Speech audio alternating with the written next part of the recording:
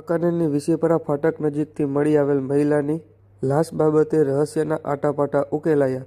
બાબતે પ્રાપ્ત માહિતી મુજબ વાંકાનેરના વિસીપરા રેલવે ફાટક નજીકથી ગઈકાલ રાત્રિના એક મહિલાની હત્યા કરી શરીરના ટુકડા કરી દાટી દીધેલ હાલતમાં લાશ મળી આવી હોય જે બાબતે રહસ્યના આટાપાટા ઉકેલાયા છે. જે બનાવમાં આરોપી સિરિયલ કિલર તાંત્રિક નવલસિંહ ચાવડા દ્વારા મૃતક મહિલા નગમાબેન કાદરભાઈ મકાસમ સાથે પ્રેમ સંબંધ હોય જે મામલે પત્ની સાથે ઝઘડો થયા બાદ મે 2024માં મહિલાની હત્યા કરી તેની લાશના ટુકડા કરી વાંકાનેરની વિસીપરા રેલવે ફાટક નજીક આરોપીના ભત્રીજા શક્તિસિંહ સાથે મળી ખાડો ગરી લાશને દાટી દીધી હોય. જે બાદ આ બનાવમાં આરોપીએ મૃતક મહિલાના પિતા કાદરભાઈ મકાસમ, માતા ફરીદાબેન મકાસમ તથા ભાઈ આસિફભાઈ મકાસમની પણ હત્યા કરી આ ત્રણેયની લાશને પડદરી નજીક ફેંકી બનાવને આત્મહત્યામાં ખપાવવાનો પ્રયાસ કર્યો હતો. જે બાદ આરોપી 3 ડિસેમ્બરના રોજ અમદાવાદની સરખેજ પોલીસ દ્વારા હત્યાના પ્રયાસમાં ધરપકડ કર્યા હતા,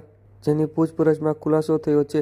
જે બાદ બુધવાર રાત્રિના 7 વાગ્યે વાંકાનેર નજીકથી સરખેજ પોલીસ તથા વાંકાનેર સિટી પોલીસ ટીમ દ્વારા ડીવાયએસપી સમીર સારડા તથા વાંકાનેર પ્રાંત અધિકારીની ઉપસ્થિતિમાં સ્થળ પર 4 કલાકની જહેમત બાદ ખોદકામ કરાવી મૃતક નગમાબેનની લાશના અવશેષો કબજે કર્યા હતા. જેમાં હાલ માનવ લાશના અવશેષો પૈકી માથા, પગ, હાથ, પેટ સહિતના ભાગો પોલીસને મળી આવતા તાત્કાલિક આ અવશેષોને ફોરેન્સિક પોસ્ટમોર્ટમ અર્થે ખસેડવામાં આવ્યા હોવાની માહિતી ડીવાયએસપી સમીર સારડા દ્વારા ગુરુવારે સવારે 10 વાગ્યે આપવામાં આવી છે.